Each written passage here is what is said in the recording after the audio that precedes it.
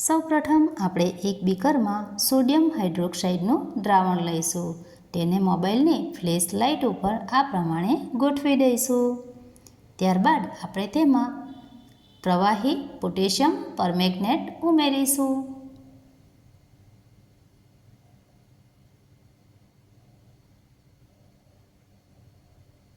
અહીં જ્યારે આપણે પ્રવાહી પોટેશિયમ પરમેંગનેટ ઉમેરીએ છીએ ત્યારે તેના રંગમાં પરિવર્તન થાય છે અને આપણને જાંબલી રંગ જોવા મળે છે.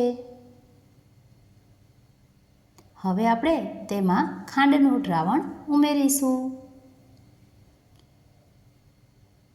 ખાંડનું દ્રાવણ ઉમેરતા આપણને તેમાંથી તેજસ્વી રંગ પરિવર્તન અને ઉર્જા ઉત્સર્જન થતું હોય તેવું જોવા મળે છે. ખાંડ એટલે કે ગ્લુકોઝ એક રિડ્યુસિંગ એજન્ટ છે. પોટેશિયમ પરમેંગનેટ એક ઓક્સિડાઇઝિંગ એજન્ટ છે. જ્યારે બંને સોડિયમ હાઇડ્રોક્સાઇડની ઉપસ્થિતિમાં ભળે છે ત્યારે એક રાસાયણિક પ્રક્રિયા થાય છે જેમાં પોટેશિયમ પરમેંગનેટનું રંગીન આયન રંગહીન મેંગેનીઝ ડાયોક્સાઇડમાં બદલે છે અને ઉર્જા છોડે છે. અને અહીં આપણે જોઈ શકીએ છીએ આપણને તેજસ્વી પ્રકાશ જોવા મળે છે.